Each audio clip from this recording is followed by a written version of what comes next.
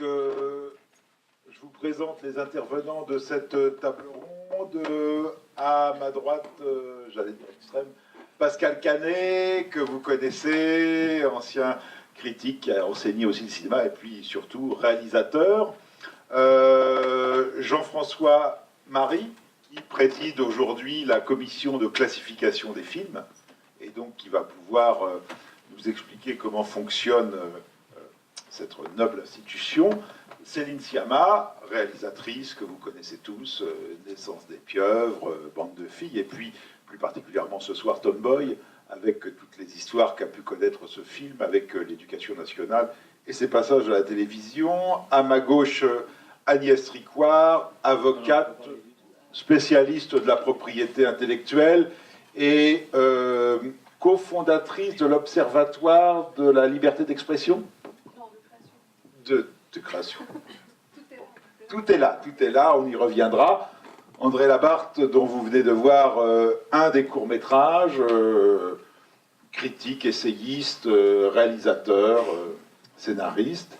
Et puis Dorque Zabounian, qui est professeur à Paris 8, spécialiste de beaucoup de choses, et notamment de Deleuze et aussi de la question de l'expression et des libertés d'expression. Spécialiste, je sais pas. En tout cas, ça m'intéresse. Voilà.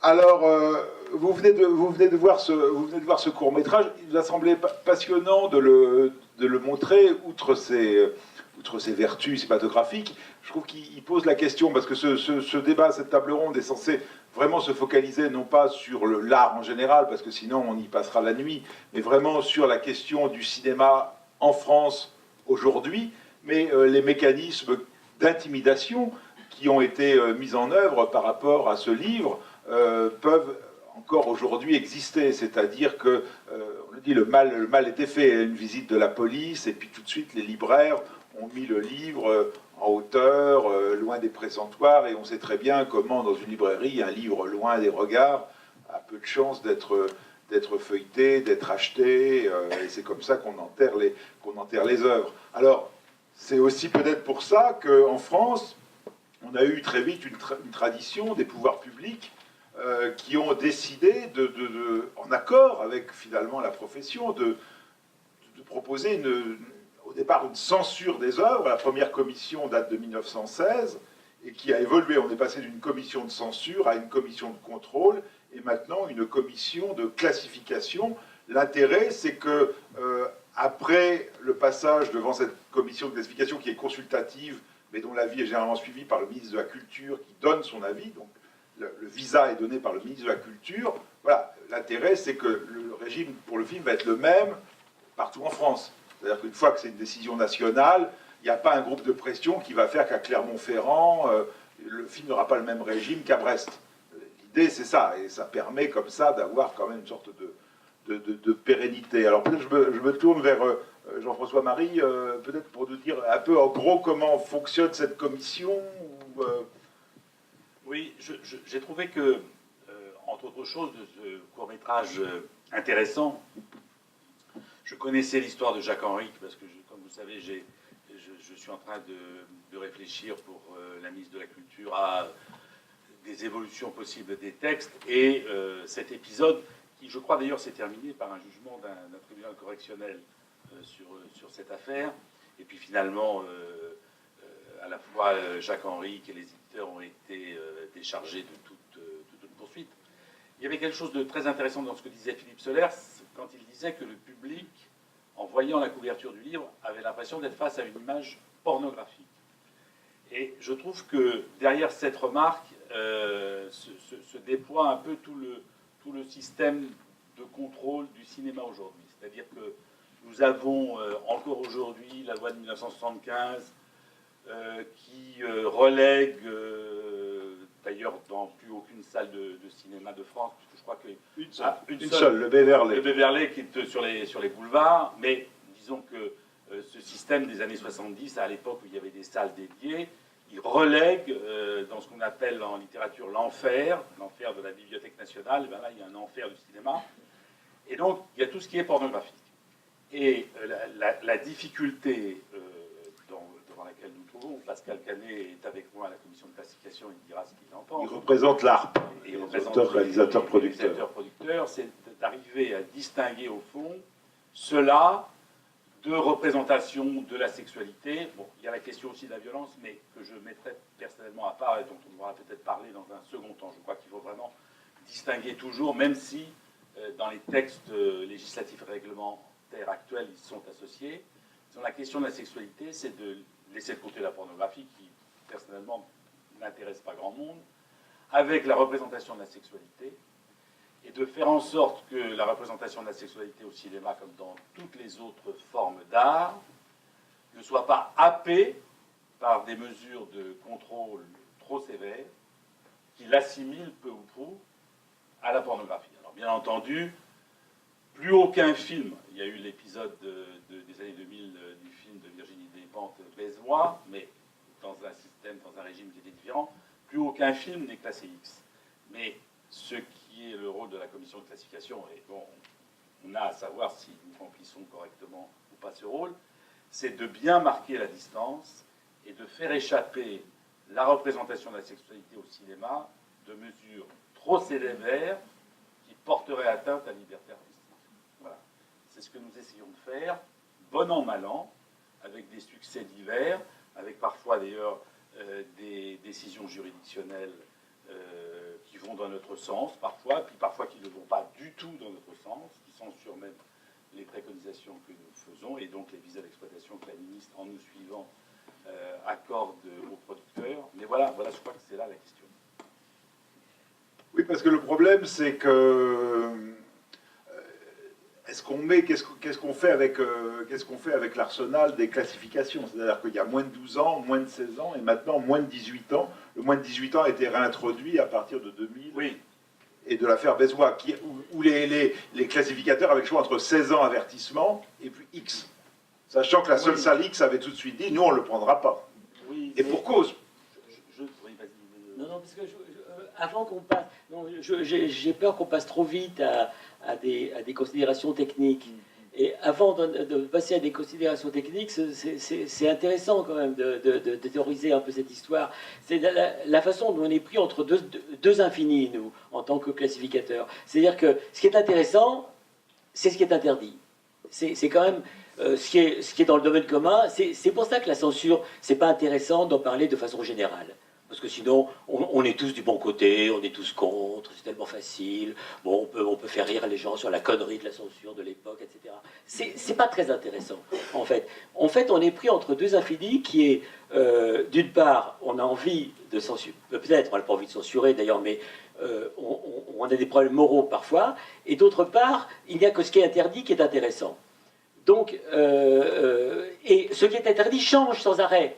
C'est-à-dire ça n'arrête pas d'évoluer. Aujourd'hui, franchement, montrer, alors ce qui s'est dit comme ça en termes un peu brutaux, un con, c'est pas si transgressif que ça aujourd'hui, franchement. Que ce soit c'est vrai que, comme dit Solers, à une époque, on aurait pu penser que c'était de la pornographie, c'est-à-dire une photo. Aujourd'hui, pas forcément. Bon, c'est vrai qu'à l'époque, alors là, il faut faire un effort de compréhension. À l'époque de Courbet, très probablement, ce tableau était profondément transgressif, ce qui n'est pas forcément aujourd'hui. Enfin, moi, aujourd'hui, le tableau, d'abord, personnellement, je ne l'aime pas tellement. Je trouve que les sexes de Rodin, faits à toute allure, sont beaucoup plus érotiques que ce tableau. Parce que ce tableau... Est-ce que le but de ce tableau était d'être érotique? J'en suis pas sûr. C'est vrai. Non, mais cela dit, moi, ce tableau, j'imagine toujours Courbet, et puis alors, il dit au modèle, alors, mets-toi là, alors, écarte un peu plus, écarte un peu... Je vois le peintre en train de faire ce tableau. Et franchement, ça me donne pas ça m'excite pas beaucoup.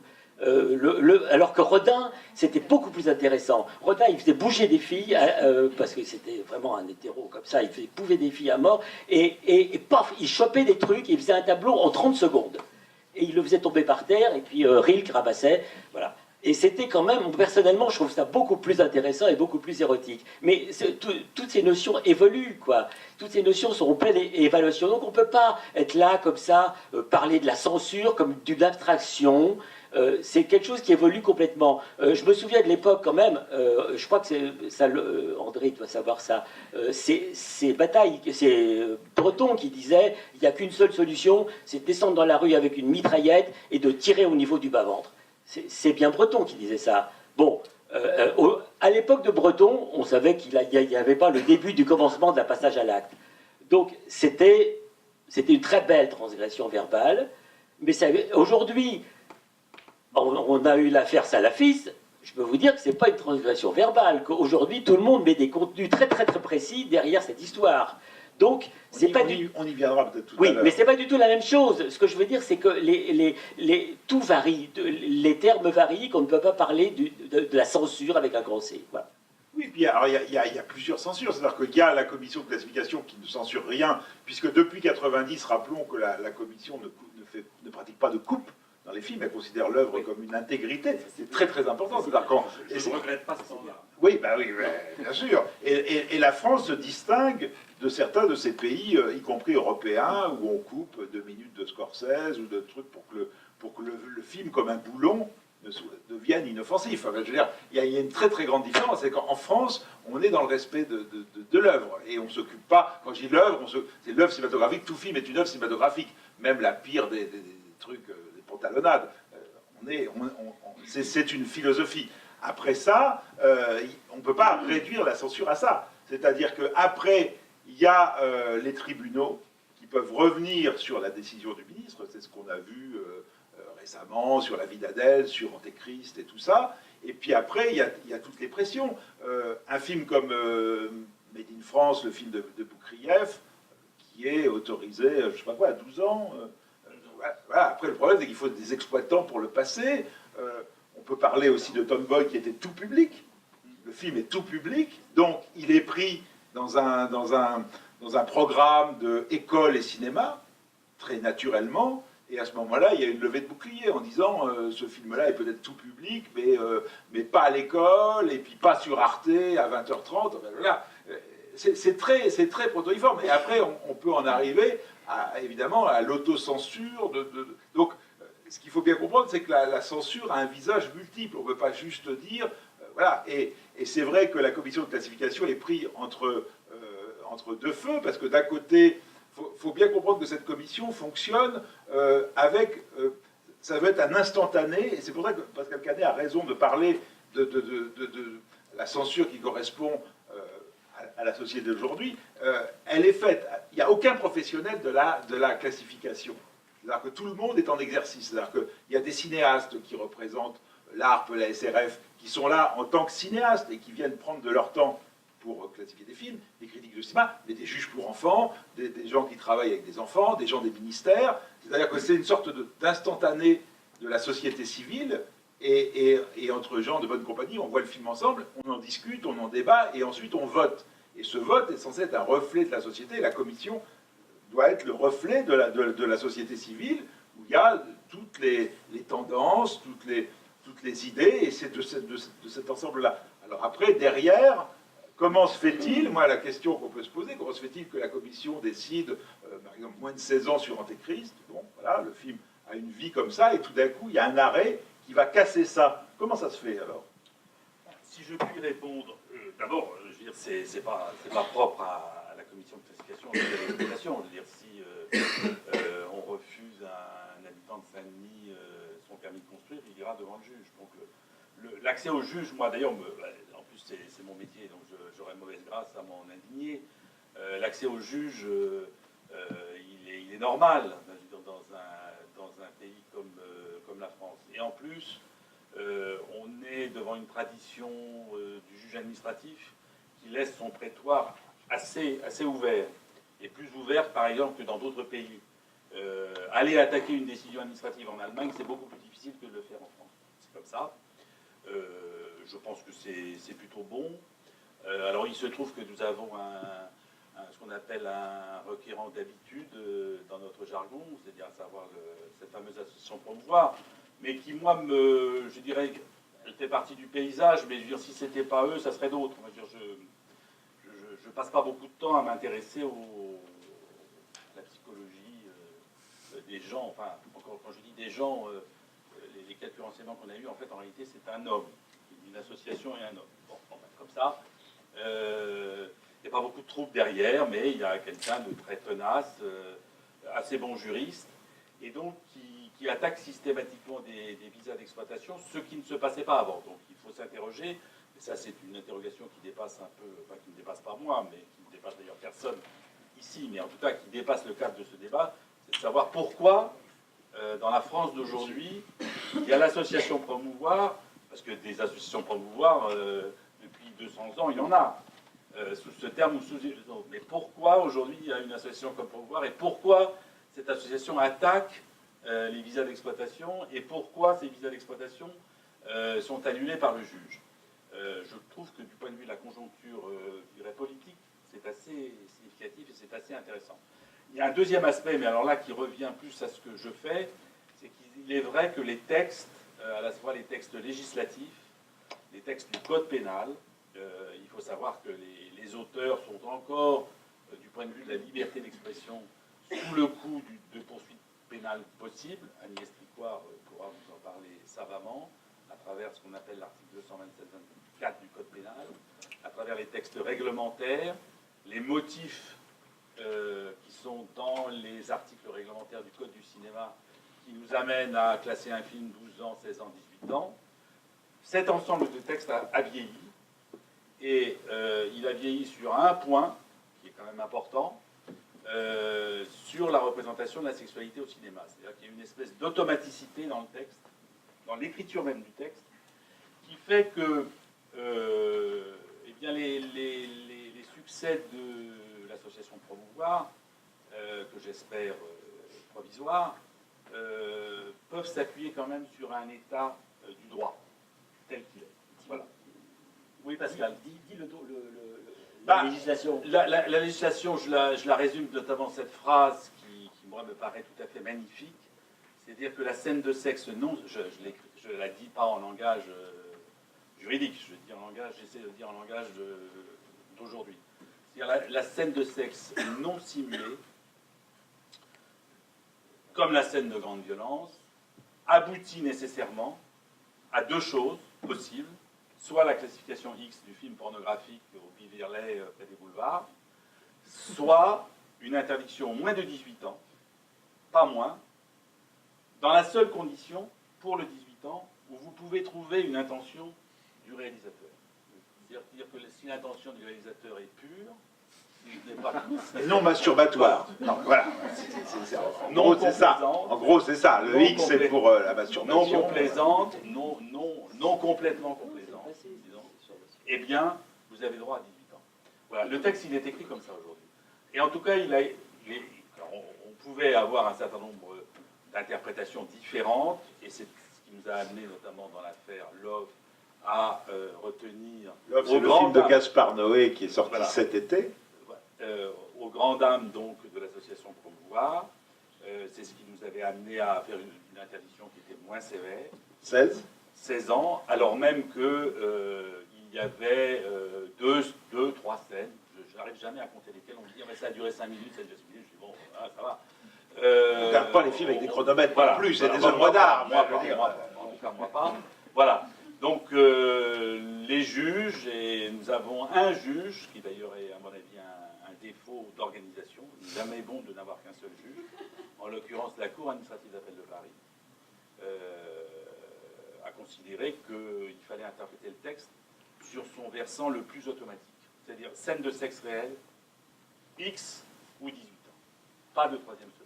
Ce qui est contraire à l'esprit de la classification des films, où, par exemple, en Angleterre, on compte, je sais pas quoi, les poils pubiens, enfin les morts, les gros mots. En France, on parle de l'état d'esprit. C'est contraire au plaisir que l'on a, mais aussi un peu à la charge, de se voir les mardis et les jeudis, parce que s'il s'agit de compter, moi je peux le faire. Oui, c'est ça. Oui, c'est ça. Vous vouliez... Il y a un micro par terre qui marche. Ça marche.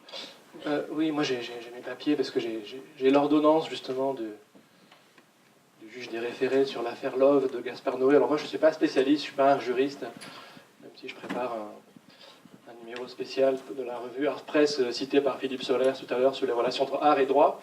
Et ce qui m'intéresse, c'est justement comment, dans les décisions de justice, quels sont les régimes d'identification du cinéma ou de l'art en général, quoi. Bon, comme je suis d'accord avec Pascal Canet, il ne faut pas parler de l'art en général, ni de la censure en général.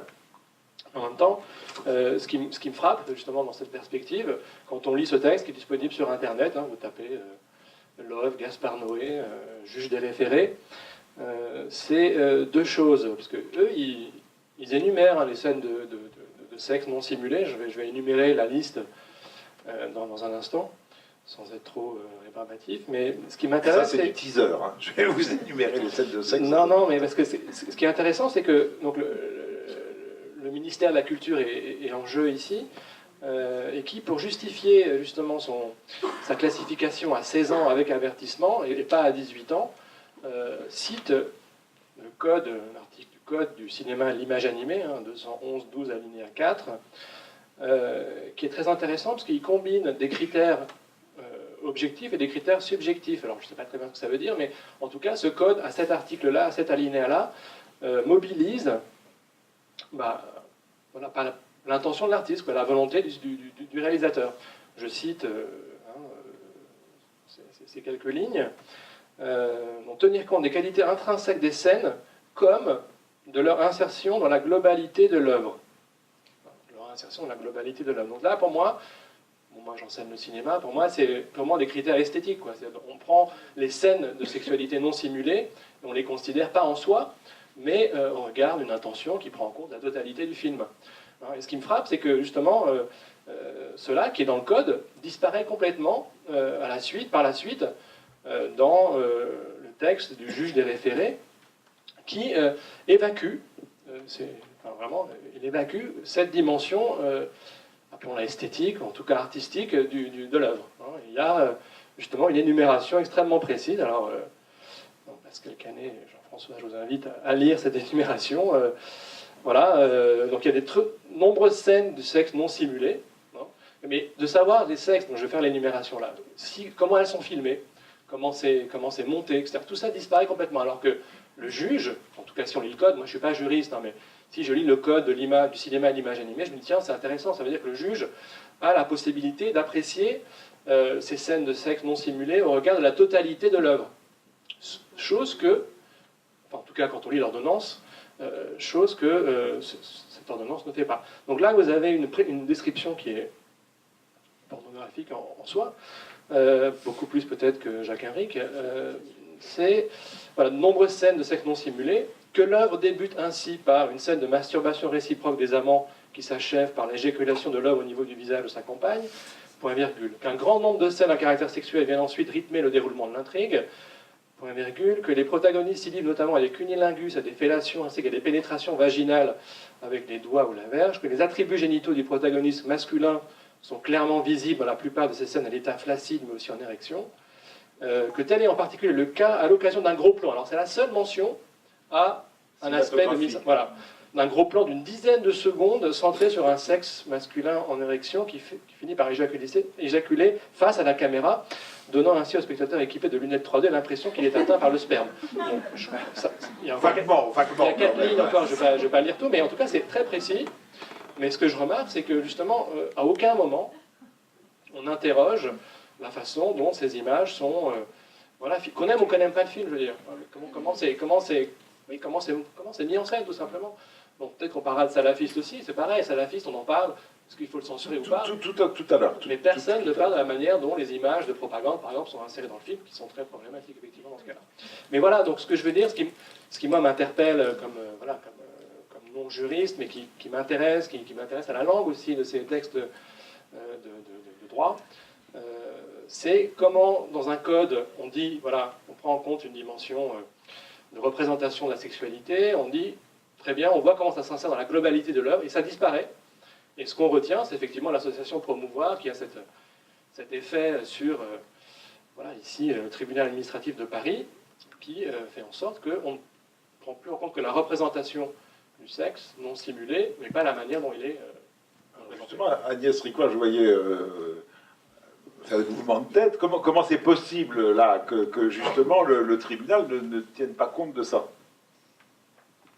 Je vais répondre à votre question, mais je vais réagir de façon plus générale à ce que je viens d'entendre. Je ne suis pas d'accord avec un certain nombre de choses qui ont été dites, parce que si on continue à ne pas penser la question de l'œuvre dans ses relations avec le droit, si on continue à ne pas penser la question de la censure en général et ce qu'elle autorise ou ce qu'elle n'autorise pas, si on continue à ne pas penser la question de la censure avec la question de la démocratie, c'est-à-dire du droit de tous les citoyens à prendre part à la vie culturelle et à prendre connaissance des œuvres sans qu'un intermédiaire juge en lieu et place de tout un chacun pour nous dire ce que nous avons le droit de voir ou pas, si on continue à ne pas penser que ces questions sont éminemment politiques, alors on ne comprend strictement rien à ce qui est en train de se passer au niveau de la commission de classification des films et des difficultés qu'elle a à faire respecter ses avis, mais aussi au niveau des expositions qui sont censurées parce que les gens ont peur d'un tel ou d'un tel, au niveau des élus qui décident au dernier moment d'arrêter une exposition parce qu'ils ont peur de la réaction de certains électeurs, etc. À force de ne pas penser la question de la censure dans des termes généraux, on finit par essayer de suivre comme ça différents cheminements sans comprendre les intrications les unes avec les autres. Alors, moi, je considère qu'on peut d'abord s'attaquer à la question de la censure pour essayer d'identifier de quoi elle est faite. Elle est faite à peu près toujours de la même façon depuis, disons, le début du 19e, pour ne pas remonter plus loin. Elle est faite de gens, de groupes plus ou moins puissants. Ça peut être le législateur, ça peut être donc au niveau de l'État, mais ça peut être aussi des groupes de pensée, de pression, d'obédience, d'affinité culturelle, etc., qui considèrent que telle ou telle chose ne peut pas être représentée, ou alors, si elle est représentée, ne peut pas être montrée. Donc, la question de l'œuvre, c'est une question éminemment politique, parce que c'est la question de la représentation du monde, et donc de la question aussi du réalisme, de l'exacerbation de la représentation, de ce qu'on montre et de ce qu'on tolère ou pas. La question de la censure renvoie immédiatement à la question de si on considère qu'une œuvre doit avoir un droit particulier par rapport à ce que c'est que l'expression en général, il faut évidemment s'intéresser également à la question de ce qui fait œuvre ou pas. Et donc, la décision que tu viens de commenter, on peut la lire au travers de ces deux questions, c'est-à-dire au nom de quelles normes je suis, moi, en tant que juge, autorisé ou non à réguler, c'est-à-dire qu'est-ce qui est en jeu dans la décision possible que je vais mettre en œuvre, qui est-ce que je protège? Est-ce que je protège vraiment les gens que je suis censé protéger? Ou est-ce que les demandes qui me sont faites, par exemple, et c'est juste une suggestion, instrumentalise la question de la protection de l'enfance pour d'autres enjeux qui sont l'accession des adultes aux œuvres et à la culture en général. Et je pense qu'en fait, Promouvoir fait un travail de sape avec ce monsieur tout seul là, qui arrive à mettre au pas les décisions de la ministre et de la commission. C'est un travail politique de sape qui consiste à dire c'est moi, monsieur tout seul, avec mes idées d'extrême droite et mon rapport. Ce type a réussi à se faire virer par Maigret, parce qu'il était trop réac, parce qu'il tapait sur Houellebecq quand même. Vous voyez le degré, le niveau du bonhomme. Donc moi, je décide de faire de la politique. Comment je fais de la politique? Je fais de la politique en ayant recours aux tribunaux et en allant identifier toutes les failles de la loi qui peuvent permettre d'imposer ma propre vision du monde. Et ce qui est scandaleux là, c'est que, un, le système législatif le lui permette, et que, deux, il y ait des magistrats qui soient capables d'entendre sans beaucoup d'appui législatif, hein, qui soient capables d'entendre et de faire droit aux demandes de façon de plus en plus régulière de ce monsieur d'extrême droite qui commence sérieusement à nous emmerder. J'arrête là ou tout à l'heure Oui, mais du coup, on essaye d'en sortir. Il faut quand même bien trouver une solution, parce que sinon, on voit un à un les films qui tombent dans la trappe avec cette espèce de, il faut s'en sortir. de flou juridique. Il y a plusieurs pistes. Alors, on a tenté. D'abord, je vous signale qu'il y a une loi qui va être en débat demain au Sénat, qui s'appelle Loi sur la liberté de création et les Scooby-Doo. Et seul l'article 1er porte sur la liberté de création, et elle fait 5 mots. Hein. La création artistique est libre. C'est tout. C'est tout ce que c'est déjà pas mal, vous me direz, c'est bien d'affirmer le principe, mais c'est un principe qui ne prévoit pas la liberté de diffusion des œuvres, uniquement la liberté de création. Et quand il y a une entrave à la liberté de diffusion, il n'y a aucune sanction. Alors nous faisons un travail on l'a fait avec les députés, on le fait maintenant avec les sénateurs, on l'a fait pendant 3 mois avec le ministère de la Culture. Nous avons cru qu'il accepterait de renforcer ce dispositif légal pour protéger enfin pour affirmer un principe en face de toutes les lois qui permettent la censure et qui seraient donc des exceptions au principe de la liberté de création et de diffusion des œuvres. Alors le ministère a été vachement malin, il nous a fait croire pendant 3 mois qu'il allait reprendre nos propositions législatives, on s'est fait avoir, et la dernière fois que j'en ai discuté publiquement avec la ministre de la Culture, elle a renvoyé, alors vous voyez, la censure c'est très large, hein, ça concerne tous les genres confondus, elle a renvoyé au rapport que Jean-François Marie allait rendre uniquement dans le domaine du cinéma, qui est certes très important, mais qui ne couvre pas tous les champs, en disant que la solution allait jaillir de son rapport, ce que je souhaite fortement. Alors, mais vous voyez comment le politique botte en touche quand on lui pose des questions directes, vous connaissez ça par cœur, la question se pose dans ce domaine comme dans d'autres. Alors je voudrais juste dire un mot de cet article 227-24 du Code pénal que vous avez cité, Monsieur le Président. Cet article dit en substance que tout message, il ne s'agit pas de toute œuvre, hein, tout message qui a un caractère pornographique, de nature à porter gravement atteinte à la dignité humaine, violent ou faisant l'apologie du terrorisme, s'il est susceptible d'être vu ou perçu par un mineur, est susceptible d'entraîner une condamnation pénale de la part de l'émetteur, du diffuseur, de l'auteur, enfin de toute la chaîne de la diffusion. Grâce à cet article, en fait cet article, historiquement, a remplacé l'ancien délit d'outrage aux bonnes mœurs. Le délit d'outrage aux bonnes mœurs, qui était en vigueur quand vous avez fait votre film, monsieur, puisque le Code pénal a été modifié en 1994. Donc c'est pour ça que le libraire, il avait vachement peur d'aller en prison et qu'il a retiré le film Norick, parce que là, il y avait encore ce délit d'outrage aux bonnes mœurs. Pendant la réforme du Code pénal, le législateur a décidé d'arrêter d'avoir cette espèce de norme morale et il a décidé de protéger l'enfance à l'initiative, il faut le savoir, de la gauche du Parti socialiste de l'époque. Marie-Noëlle Lienemann était à l'avant-garde de cette révolution-là. C'est important de savoir que dans tous les partis politiques, il y a des réacs, pas toutes sur les questions. Marie-Noëlle Lienemann est quelqu'un de très respectable sur plein de sujets, mais sur cette question-là, si vous voulez, il y a la gauche du PS, donc ça s'appelait la gauche socialiste, qui a été rejointe dans un mouvement transversal des partis par la droite du RPR de l'époque pour fonder ces dispositions destinées à protéger l'enfance. Alors, si on applique cet article 227-24 que je viens de vous lire à la lettre, vous pouvez tous aller vous coucher à la commission de classification des films. Parce qu'il n'est même pas question de moins de 12, de moins de 16 et moins de 18. C'est interdit aux mineurs. Donc c'est moins de 18 ans. Donc dès lors qu'il y a une scène violente dans un film, il faut l'interdire aux moins de 18 ans.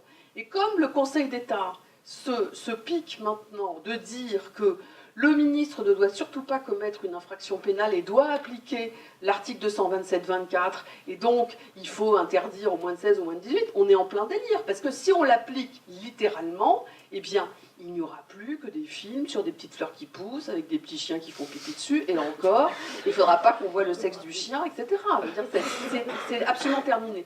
Donc cet article 227-24, il permet aussi de poursuivre les expositions. Vous avez peut-être entendu parler de Présumés innocents à Bordeaux, de ce qui s'est passé au Musée d'Art moderne de Paris avec l'exposition de...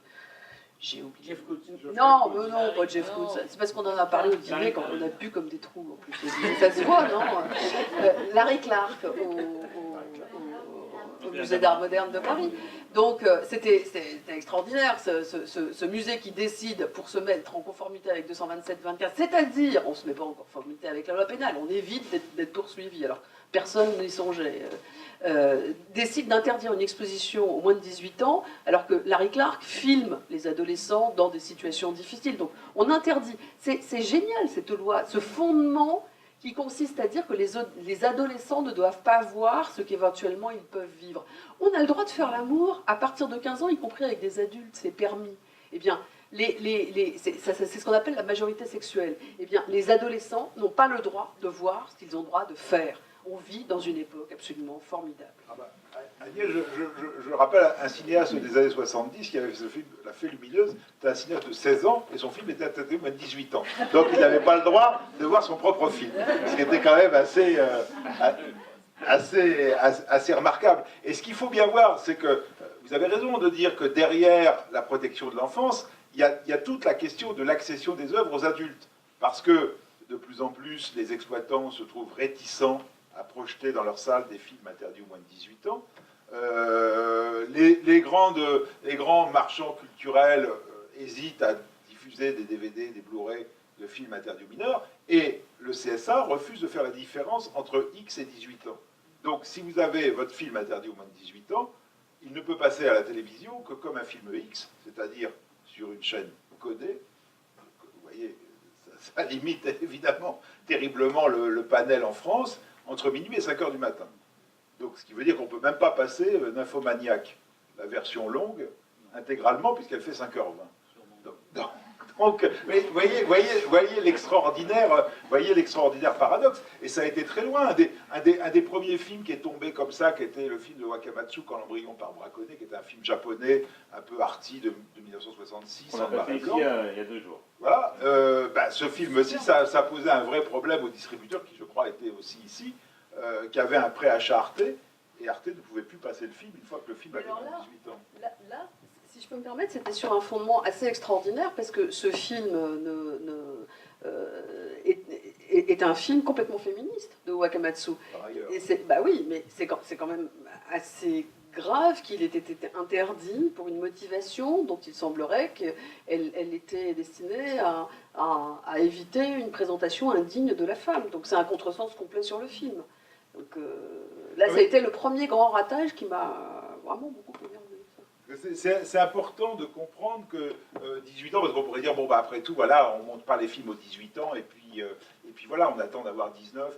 C'est beaucoup plus compliqué que ça. Derrière, il y a des vrais problèmes d'accès aux œuvres, tout en ayant, et la classification qui fonctionne quand même par jurisprudence, rappelons que l'Empire des Sens est toujours interdit seulement aux moins de 16 ans. Alors que là, on a énormément de sexe non simulé, introduction d'objets, enfin on a toute une panoplie. Le film n'a évidemment rien de porno, mais c'est un point de bascule dans l'histoire du cinéma. C'est-à-dire qu'à partir de l'Empire des Sens, des cinéastes ont pu dire on va montrer des scènes de sexe pour servir notre propos.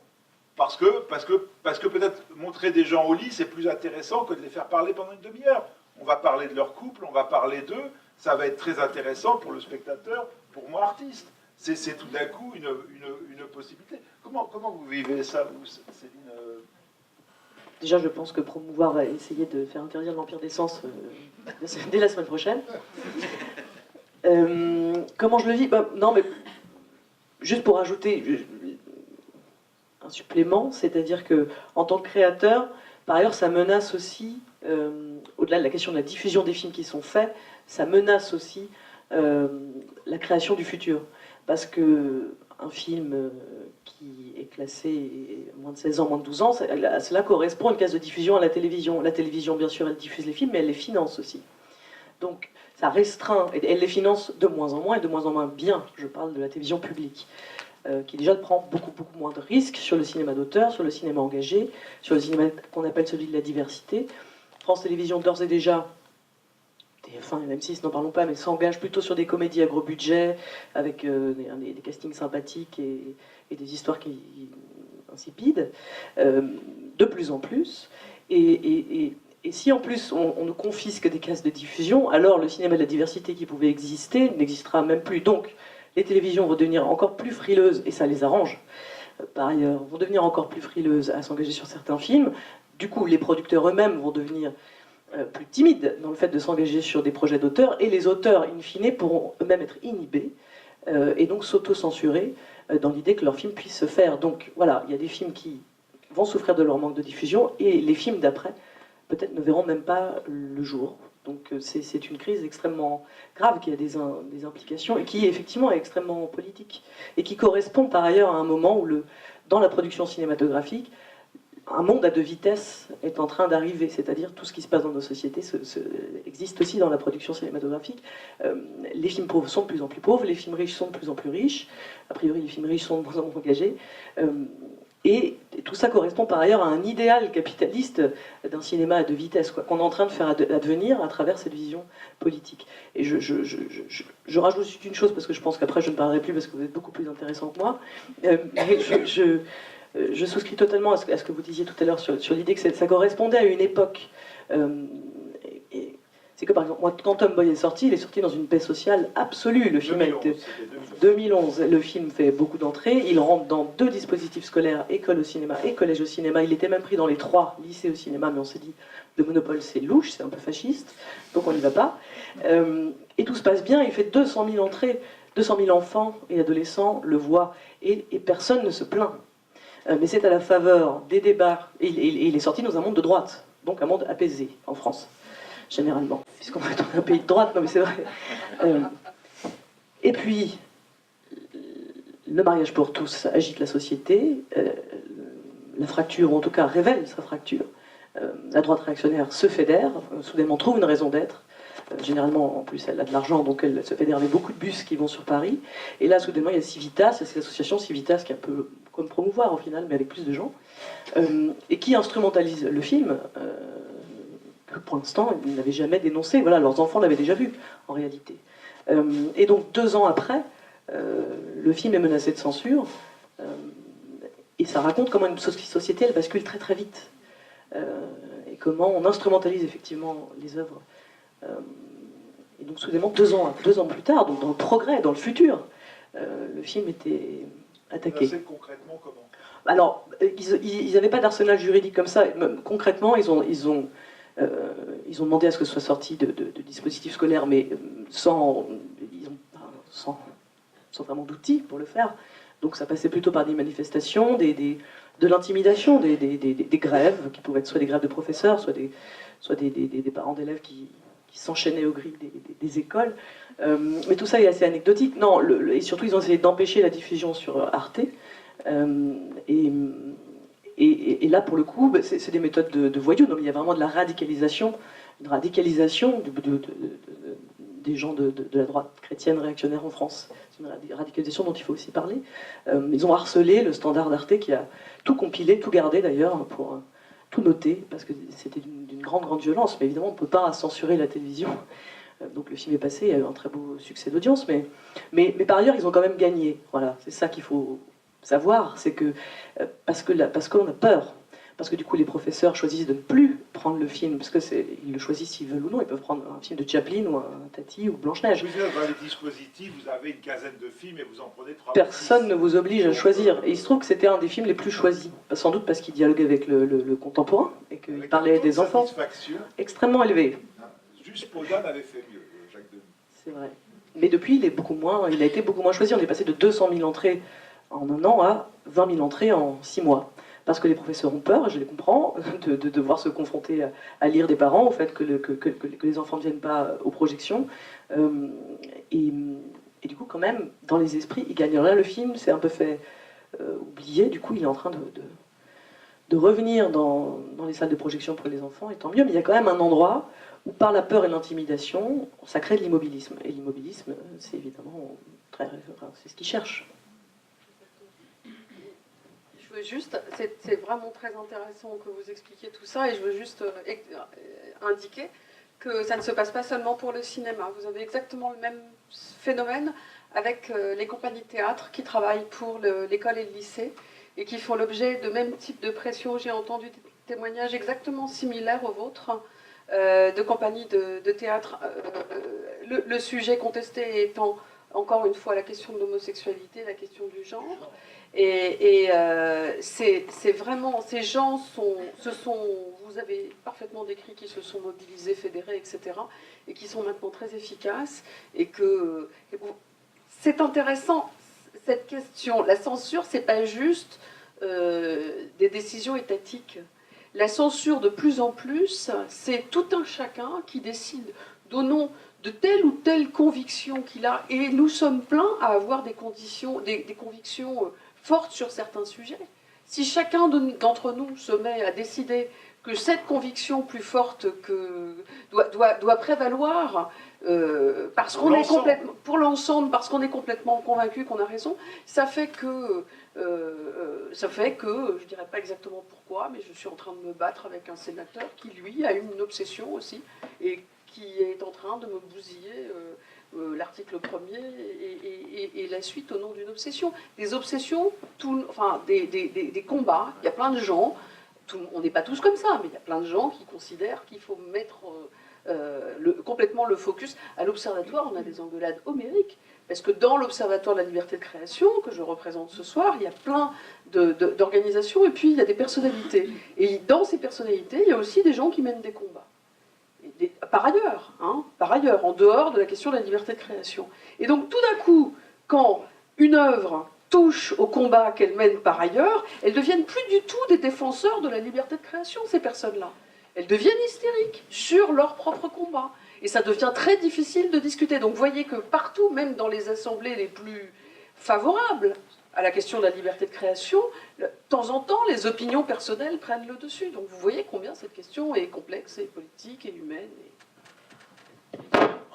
Excusez-moi, mais c'est très bien que les opinions personnelles prennent le dessus. C'est-à-dire que tout d'un coup, on est dans une position de libre arbitre. On n'est pas mandaté. Moi, c'est ça que j'aime dans cette commission, c'est qu'on n'est pas mandaté par l'arbre pour avoir une opinion stéréotypée. On est vraiment, la notion de division du sujet n'a jamais été aussi vraie que là. C'est-à-dire qu'on est personnellement concerné et on a sa conception. Tout le monde pense à l'enfance. Il n'y a pas que des spécialistes de l'enfance qui pensent à l'enfance. Moi aussi, je pense à l'enfance. Simplement, je pense que la notion de protection de l'enfance est complètement dévoyée par certains sur le mode oh, ça va les traumatiser. Je pense que l'idée de protection est indissociable de l'idée d'éducation, par exemple. On protège le mieux les enfants en les éduquant à la violence du monde actuel. C'est comme ça qu'on protège. Mais cette notion, moi aussi je l'ai, de protection de l'enfant. Donc c'est en fonction de ça que je me décide. C'est pas en fonction d'un mandat, c'est en fonction de mes convictions. Et c'est très intéressant Non, mais je suis d'accord qu'on parle des choses. Mais néanmoins, je voulais mettre ça sur le tapis parce que c'est quand même bien d'avoir une commission où, en fin de compte, c'est ses convictions c'est sa division, c'est sa conception de la morale qui est en jeu, et sa conception de l'enfance, et sa conception etc. C'est pour mettre ça un petit peu sur le terrain pratique de la commission de Je suis d'accord avec vous, et donc il est essentiel que cette commission soit plurielle. Et sa grande force, c'est d'être collective. Et ce que je trouve à la limite de l'exercice démocratique, pardon, Monsieur le Président, c'est que certains... Et elle a un excellent président, ça va de soi. Mais le fait qu'elle donne un avis, cet avis ne lie pas le ministre. Le ministre peut faire ce qu'il veut. Ce qui me semble paradoxal, c'est que cette commission qui débat, qui s'engueule, qui est composée de tas de gens qui ont des opinions différentes, et qui arrive à transiger sur une décision, cette décision collective peut être remise en cause par une composition pas judiciaire mais administrative, en tout cas un tribunal, parfois composé d'un homme seul, qui va lui regarder, je dis un homme parce que c'est souvent des hommes, hein, les juges des référés administratifs, qui va lui regarder le film avec sa propre conception de la morale, de la protection de l'enfance, etc., et qui va décider à lui tout seul, même s'il est juge et qu'il a un cadre, de désavouer une décision de la ministre sur la base d'une délibération collective. Je trouve que là, il y a quelque chose, et tout ça sur la base d'une demande qui est faite par un taré notoire d'extrême droite et qui vient lui demander de changer la décision Enfin, il y a quelque chose qui va pas bien quand même dans le système. J'aurais tendance, moi, à privilégier la délibération collective à la décision de l'homme seul ou même de la formation de magistrat, dont ce n'est pas le métier de regarder les œuvres, ce qui pose toujours la question de savoir selon quels critères ils jugent les œuvres. Donc, je suis désolée, je n'ai pas répondu tellement à ta question, mais le problème, c'est que quand on tient compte des intentions de l'auteur, c'est juste pour pas classer X, hein. C'est pas pour appliquer de moins de 18. Et c'est là que c'est complètement désespérant, c'est que dans la censure au cinéma, il n'y a aucune injonction faite à celui qui regarde l'œuvre pour la classifier ou pour de regarder l'œuvre comme une œuvre. Et ça, c'est aussi le problème de la censure en général. C'est que le fait de dire à un magistrat qui est saisi par exemple d'un livre qui poserait tel et tel problème juridique, de le lire comme une œuvre dans sa globalité, de l'analyser, la description des scènes que tu as faites tout à l'heure, elle est quasi comique, puisqu'elle ne tire aucun compte du fait qu'il s'agit d'une œuvre de cinéma. Donc là aussi, il y a quelque chose qui déconne complètement, je relis. Eh ben, on revient à ce qu'il y avait la problématique dans le film d'André Labarthe, c'est-à-dire que la question de savoir c'est un tableau ou c'est une photo d'un corps nu féminin. Mais il me semble, moi, quand même, que ces questions qui agitent sont quand même antérieures à ça. Il y a déjà eu ça. Il faudrait quand même rappeler que sur la dernière tentation du Christ, qui était passée, si ma mémoire est bonne, tout public, il y avait quand même des gens enchaînés devant les cinémas, sur les Champs-Élysées, je les ai vus, et puis il y a quand même quelqu'un qui a foutu une bombe au cinéma à Saint-Michel. Oui. Donc, je veux dire... Oui, mais alors, de ce point de vue, je vais dire un mot sur ce qui vient d'être dit sur la commission de classification. Le micro est éteint, il faut le rallumer. Merci. Mais auparavant, je voudrais dire quelque chose sur le visa d'exploitation. Le visa d'exploitation, on peut lui trouver toutes sortes de défauts. Et c'est vrai qu'il y a quelque chose d'incongru à se dire, il reste encore un régime d'autorisation préalable à la diffusion d'une œuvre, c'est le cinéma en salle. C'est la seule. C'est la seule. Il n'y a pas pour le Alors théâtre. je crois que les directeurs de théâtre ont encore besoin d'une licence. Mais enfin bon. Oui, mais général. Pour diriger un théâtre, vous avez besoin d'une licence, c'est-à-dire d'une autorisation. Mais enfin pour le reste, c'est uniquement le cinéma en salle. Donc on se dit qu'il y a quand même quelque chose d'incongru. Et en même temps, c'est vrai que le visa d'exploitation, qui d'ailleurs entre parenthèses est recherché pour permettre sa diffusion en salle, mais aussi recherché, là Pascal dira ce qu'il en pense aussi, parce que curieusement, c'est une espèce d'étiquette qui donne son statut de film à l'œuvre. Un film sans visa ne peut pas être projeté publiquement. Ça c'est certain, et en plus, il y a toutes sortes de courts-métrages qui ne sortent jamais nulle part, sinon dans les festivals.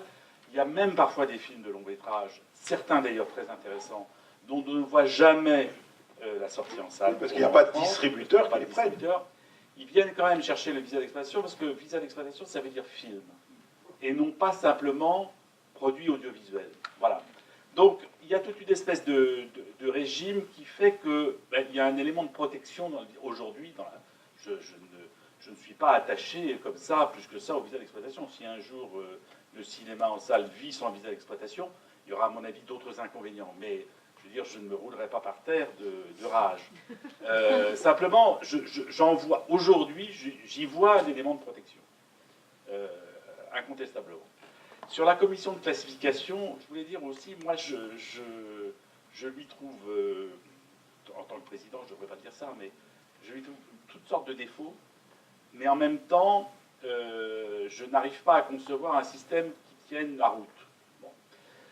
Quel est pour moi le défaut principal? Le défaut principal, mais qui est inévitable, c'est que tous les mardis et tous les jeudis, un certain nombre de personnes très méritantes, très diverses, dont je ne partage pas toujours les points de vue, viennent échanger sur un film. Qu'ils ont vu dans une salle de cinéma. C'est C'est important de préciser. Comparable à celle-là, qui se situe soit au sous-sol d'un ministère rue de Varennes, soit dans les locaux du CNC rue du Bec. Bref. Donc on voit le film ensemble et on en discute après. Il se dit dans ces séances toutes sortes de bêtises. C'est vrai, hein, Pascal? À la fois du côté des professionnels de temps en temps, du côté des ministères aussi, pas mal, etc. En même temps, en même temps, bon, il y a une majorité qui se forge, et en même temps, on se dit, au fond, et moi le premier, je suis arrivé, j'ai pas eu le temps, alors parfois je connais l'auteur, je connais le réalisateur, mais j'ai pas lu le scénario, j'ai rien lu dessus, je vois le film, et on doit se prononcer en combien 10 minutes, un quart d'heure. Bon, après le film, sans aucune espèce de préparation. Et donc ce système n'est pas totalement satisfaisant, il faut bien dire. Quel serait un système différent? Qui serait évidemment de se réunir voilà, toute l'après-midi, voilà, d'entendre les producteurs, d'entendre le réalisateur, de lire des choses sur la question, etc., de se documenter, de faire venir 3 ou 4 psychothérapeutes qui nous emmerderaient, enfin, toutes sortes de choses. Chaque fois que la commission a fait venir des psychothérapeutes, c'était n'importe quoi. Des spécialistes de l'analyse filmique, enfin, vous voyez ce genre de personnes. Il y en a. De très bons, non, mais dont j'apprécie les. Enfin, on les ferait venir et on dirait qu'est-ce que vous en pensez, Est-ce que ça aboutirait à un résultat plus efficace? Je ne suis pas sûr. Je ne suis pas certain. Donc c'est ça. Il y a un côté chez nous jury populaire. Il faut le savoir. Il y a un côté jury populaire avec le risque d'erreur. Bon, peut arriver dans un sens comme dans un autre. Moi, je suis très attaché, je suis très fier des qualifications, et Pascal aussi, que la commission m'a donné, et derrière elle le ministre, sur Love, les 2 nymphomaniaques, enfin tous les films qui ont été ensuite cassés, enfin dont les visas d'exploitation, ils n'ont pas été des films, on n'était pas, enfin, on peut considérer que les films ont été censurés. Ils ne l'ont pas été en droit, ils ont pu l'être en fait, encore que la lenteur de la justice administrative fait qu'ils avaient fait largement leur carrière lorsque le juge a statué en appel. En tout cas pour la vie d'Adèle, certainement. Un peu moins pour Love, Love, non. Love, non, parce qu'en plus, c'est un juge des référés qui est intervenu. Love, bon, voilà. Et Nymphomaniac non plus. Et Nymphomaniac, pas du tout. Ils avaient fait leur carrière, donc voilà. Reste la question qui venait d'être posée, à mon avis, dans des termes excellents que vous avez posés, Céline, c'est-à-dire l'attitude de l'environnement. Alors nous, on n'y peut rien, vraiment, on ne peut pas en tenir compte. Il est vrai, et ça je l'entends de plus en plus, que des exploitants de salles de plus en plus nombreux répugnent à sortir des films qui sont interdits au moins de 16 ans, au moins de 18 ans. De plus en plus. Ça paraît ridicule, parce que, bon, il y a tout le reste, il y a entre 19 ans et 98 ans.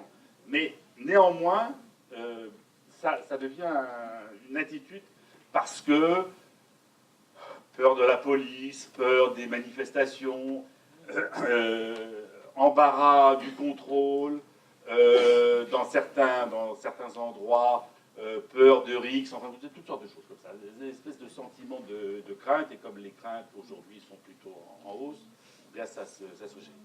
Côté télévision, c'est un peu pareil. Moi, j'ai essayé d'entrer en contact avec le concessionnaire de l'audiovisuel. Je veux dire que je n'y suis point parvenu. Et enfin, on verra ce que donnera la remise de mon rapport à la ministre. Je trouve que le concessionnaire de l'audiovisuel, d'ailleurs, je vais sans doute le dire d'une manière un peu plus polissée que la manière dont je vais vous le dire maintenant, je trouve que le concessionnaire de l'audiovisuel ne fait pas correctement son travail. Il ne fait pas correctement son travail dans la mesure où il impose déjà ce qu'on appelle des recommandations très sévères. Bon, le fait que dans les télévisions codées ou cryptées, ou sur abonnement, sur abonnement.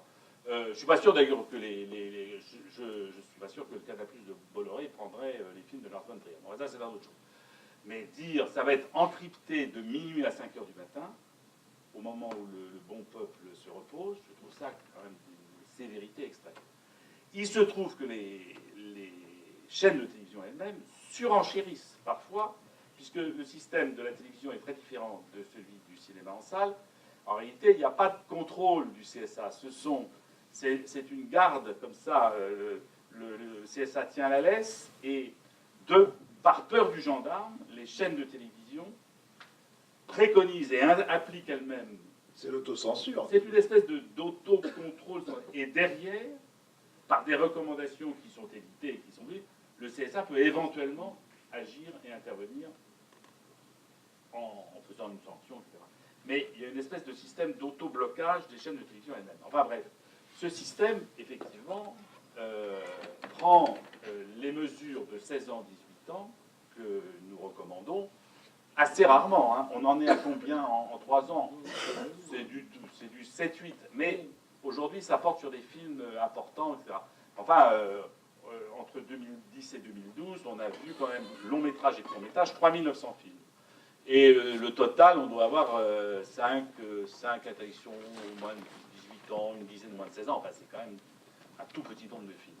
Mais voilà, je trouve que le système, pour l'instant, ne fonctionne pas bien du point de vue donc, du caractère ambigu et mal écrit des textes, du point de vue de l'enchaînement qui a été décrit tout à l'heure, sur lequel je ne reviens pas, et d'une manière générale, du point de vue de l'ambiance générale, qui est au soupçon et d'une certaine manière, je souscris tout à fait à ce que vous avez dit, à la malveillance. Et malveillance politique, c'est pas une malveillance individuelle, bien entendu.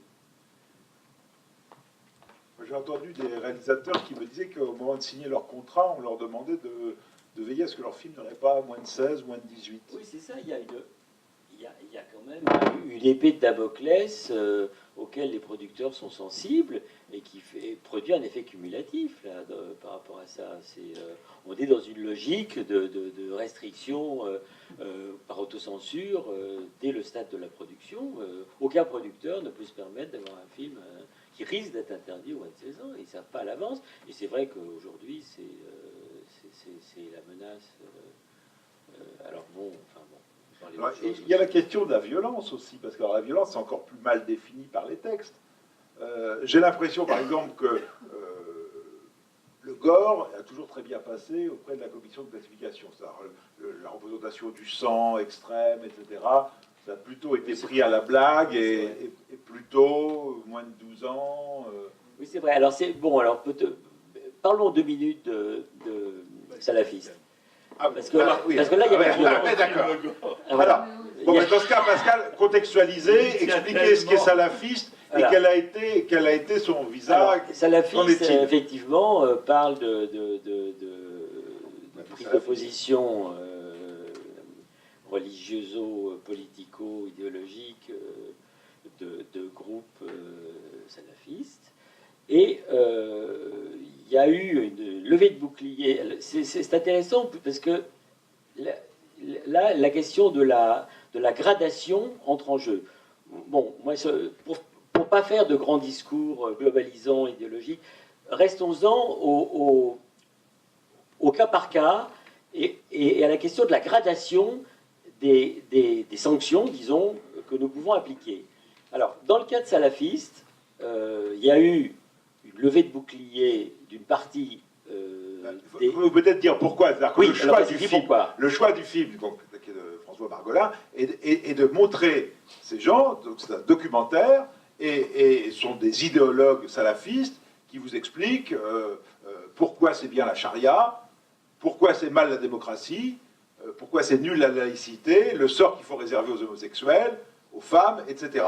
Et le choix des auteurs est de ne pas mettre de voix off pour dire où les vilains, ou de contextualiser ça, c'est on laisse parler. Il y a un carton au départ qui dit voilà ce que vous ne voulez pas entendre, ce que vous ne voulez pas voir, nous on vous le montre. Très juste. Voilà. Et c'est ça c'est pour ça qu'il y a une levée de bouclier en disant voilà. Là vous lancez une grenade dégoupillée et en disant vous misez sur l'intelligence, des spectateurs. Et nous on vous dit que les spectateurs sont peut-être intelligents dans la majorité, mais il y en aura des tas qui vont être, c'est comme si, voilà, et qui vont prendre ça à la lettre et qui vont trouver que c'est une très bonne idée. Alors, d'accord, alors, et donc il y a deux choses.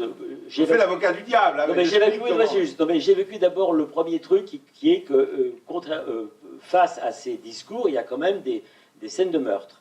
Donc ces scènes de meurtre sont contradictoires. Voilà, par rapport... qui sont les clips de propagande que les salafistes mettent sur Internet. Vous savez, si vous les avez vus, c'est genre, venez, c'est l'aventure de Claude Lelouch. On est en pick-up, c'est super sympa, on a des calaches, on tire des gazelles, et après, voilà, c'est viandé, voilà, on se marre.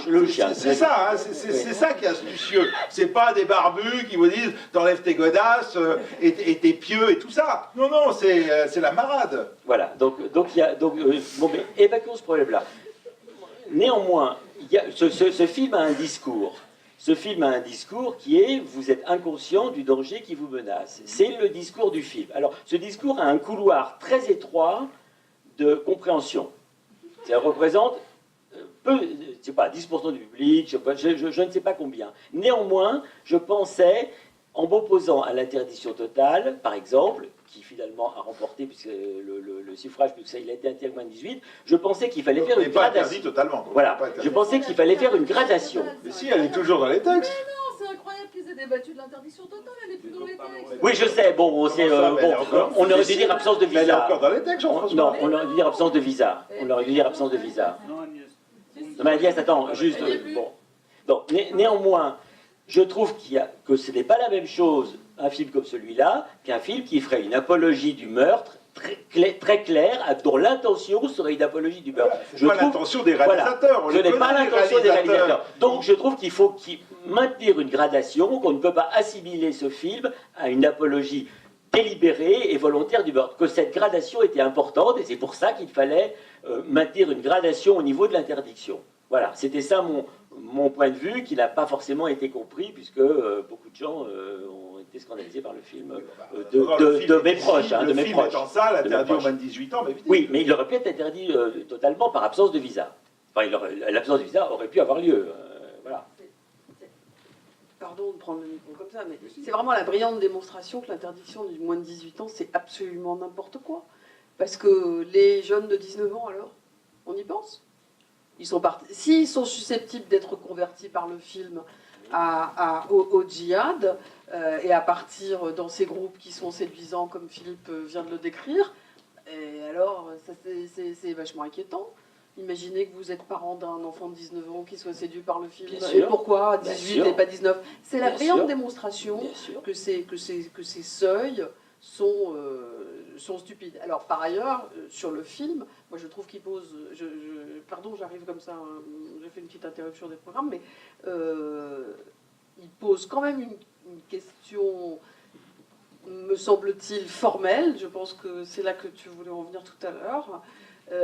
C'est que de quoi est-il fait pour nous dire qu'effectivement les images qu'il montre ne sont pas montrées sous un jour favorable. Je trouve que c'est extrêmement compliqué et en plus moi les seules choses que j'ai vues qui vont dans ce sens-là, c'est-à-dire que ce film est tourné chez les salafistes, les deux réalisateurs ont été ce qu'on appelle embedded, c'est-à-dire qu'ils n'auraient jamais pu tourner les images qu'ils ont tournées s'ils n'avaient pas été acceptés par les groupes de salafistes qu'ils ont interviewés. Ils leur ont même montré le film parce qu'ils leur avaient promis avant la diffusion. Vous voyez quand même jusqu'où sont allés les réalisateurs dans la connivence, c'en est une, avec les gens qu'ils ont filmés. Et moi je trouve que la question qui se pose, c'est la question de la place du spectateur par rapport à ce qui est montré, de l'endroit. C'est pas,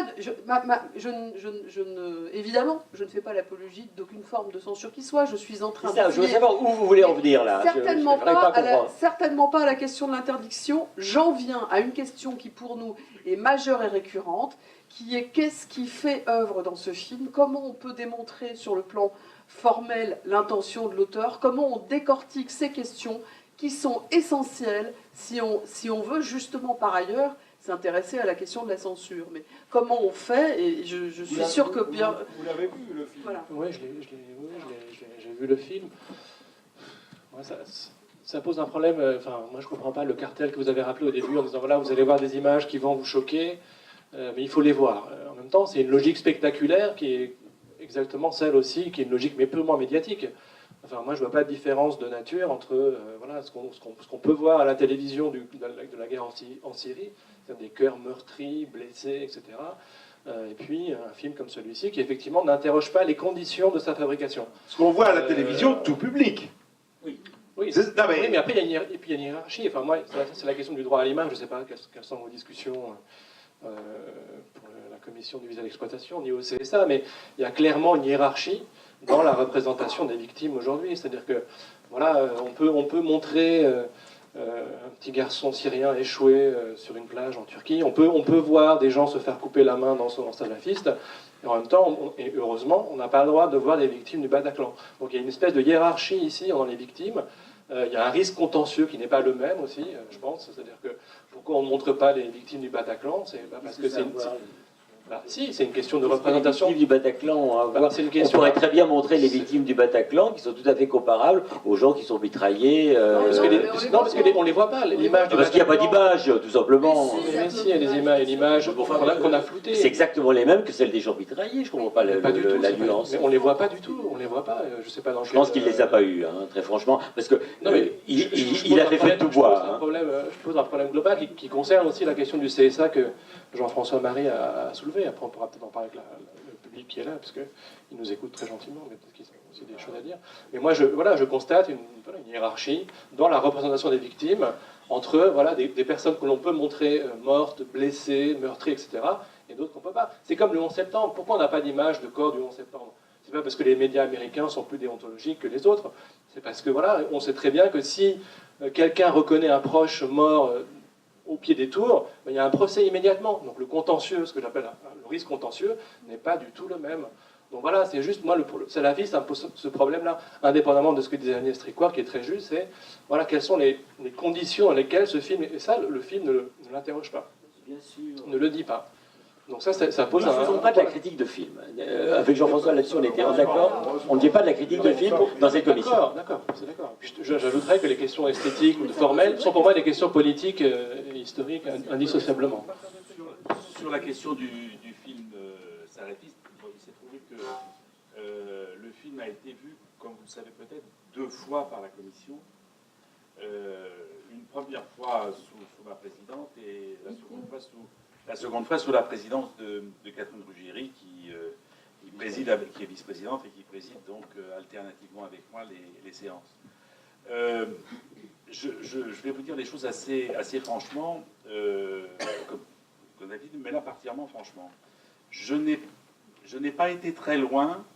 Le vote se fait à bulletin secret et la plupart du temps, sauf quand je vois la commission partir dans une direction qui ne me paraît pas tout à fait raisonnable, la plupart du temps, je ne donne pas mon point de vue. Enfin, je ne dis pas le sens de mon vote. Et puis après tout, mon vote, c'est un, et puis il y a 20 ou 25 autres personnes dont la voix est exactement équivalente à la mienne. Je dois dire, je l'ai dit en commission, l'interdiction, je laisse de côté l'aspect politique de la chose, hein, et les dangers et les risques incontestables que le gouvernement aurait pris, ça, il prenait son risque, c'était son affaire, mais aurait fait prendre aussi, je dirais, à d'autres personnes si une mesure d'interdiction avait été prise. Mais je dois dire que sur le film que j'ai vu, et encore une fois, entre la première version et la seconde, il y a eu cette tentative, cette tentative un peu curieuse, je trouve, de la part du réalisateur, qui s'apercevant de ce que j'appellerais gentiment des bévues, s'est mis à atténuer, à corriger. La bévue principale, on peut le dire, c'était, non pas du tout pour un risque pénal, mais simplement pour un risque de procès, notamment vis-à-vis de la famille de cette victime, c'était la retransmission intégrale de cette vidéo amateur par iPhone sans doute d'un voisin qui, le jour de l'attentat de Charlie Hebdo, a filmé l'intégralité de l'exécution du policier, d'abord blessé, puis ensuite on voit toute la scène, l'exécution, il est achevé d'un coup de mitraillette, on voit l'intégralité de la scène. Il est évident que ça, c'est pas la commission de classification, c'est pas l'esthétique du cinéma, c'est-à-dire la famille de ce malheureux policier aurait obtenu de n'importe quel tribunal la suppression par référé de cette scène comme portant atteinte à la mémoire de la victime. Enfin bref. Donc il y avait dans ce film un certain nombre de bévues. Je laisse de côté les bévues. Il y en avait d'autres, mais je les laisse de côté. Elles ont été plus ou moins corrigées avec la deuxième version. Sur la première version, je trouvais que, en théorie pure, pour des raisons qui ne sont pas très éloignées de celles d'Agnès Tricouart, si on considérait que ce film, et alors là, la discussion sur ce point peut durer jusqu'à 2 heures du matin, si on considérait que ce film faisait l'apologie du terrorisme, en n'ayant aucune distance, en montrant parfois des jeunes, de jeunes adultes assez sympathiques, hein, comme ce vendeur de petits souvenirs islamistes là, qui se trouve à Djerba, comme ça, une bonne tête, qui disait mort aux juifs, mais en même temps il le faisait avec une bonne bouille. Donc, tout ça était très bien bon. Si on considérait, et le débat peut durer toute la nuit, que ce film faisait l'apologie du terrorisme, à ce moment-là, il n'y avait qu'une seule solution, c'était de l'interdire. Bon, et puis même de l'attaquer. Et de l'attaquer mais pénalement. je veux dire, Voilà. absolument. La commission en a décidé autrement. Voilà. Je dois dire que le point de vue du 18 ans peut se défendre aussi, ne serait-ce que parce qu'il évite les énormes inconvénients d'une interdiction qui, comme il a été rappelé, n'a de précédent que dans les années 70-60, faisait forcément du film une espèce d'objet fétiche martyr qui allait circuler partout. Voilà. Parce qu'il ne faut pas oublier qu'il y a Internet, c'est ça quand même qui a changé la donne. Je n'ai rien contre les deux, enfin, c'est un réalisateur, un journaliste, faisant du réalisateur une espèce de martyr de la cause, de la liberté, etc. Je trouve que si ça avait été ça, c'était peut-être beaucoup lui accordé. Voilà. Je crois qu'il y a une phrase de Nietzsche qui dit que les martyrs sont beaucoup plus dangereux que les tyrans. Non, en tout cas, il y a cette question d'Internet, moi, qui m'interpelle. Parce que là, par exemple, vous statuez sur... je veux dire, n'importe qui peut voir un film porno gratuitement en 3 clics, quel que soit son âge. Donc, est-ce que, je me fais encore provocateur, mais est-ce que ça a encore du sens de classifier des films alors que tout est accessible sur le net? Oui, en plus, quelqu'un qui va voir un film, il fait une démarche quand même. Il fait une démarche, il va voir un film. Quelqu'un qui regarde un truc sur Internet, c'est un flot, c'est un flux. C'est pas la même démarche. Donc moi, je fais une certaine confiance, bon, peut-être naïve, aux gens qui vont voir un film. Je pense qu'il y a derrière ça quelque chose qui fait que il y a du répondant, quoi. Je trouve...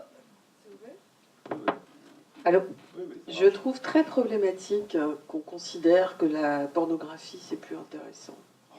Parce que, si je le dis, c'est parce que, du coup, de fait, la pornographie auquel les adolescents, et même avant, ont accès extrêmement facilement sur Internet, est hors débat social, elle est hors critique, elle est hors champ, elle est hors analyse. Il n'y a plus d'études sur la pornographie, il n'y a plus de travail. Or, il s'y passe des choses... Non, mais là, on parle de la pornographie cinématographique, enfin, c'est compliqué, mais ce qui se passe... Oui, alors, je veux bien, mais sur le plan puisque la censure ne s'intéresse plus, ça passe plus par les canaux, ça passe par Internet et que c'est incompressible, etc. Du coup, dans la pornographie, allez voir un peu ce qui est proposé par les réseaux pornographiques sur Internet. Allez voir la façon dont la femme est présentée la plupart du temps, allez voir les violences, allez voir un certain nombre de choses qui, me semble-t-il, sont quand même intéressantes d'analyser, auxquelles les jeunes ont très facilement accès. Et là-dessus, ça me semble dommage d'avoir créé un système qui permette de mettre la pornographie complètement hors champ, du coup hors critique. Parce que qui débat de ce qu'il y a sur la pornographie sur Internet, en dehors de quelques études que tu viens de mentionner, et je ne doute pas, et c'est fort heureux qu'il y en ait, mais on n'en discute plus. Or, il me semble qu'il y a beaucoup de choses à discuter dans ces images pornographiques. Peut-être on pourrait faire intervenir la salle à ce moment-là du débat. Hein, parce qu'on vous a beaucoup de choses. J'aimerais avoir des réactions à ce que vous avez entendu.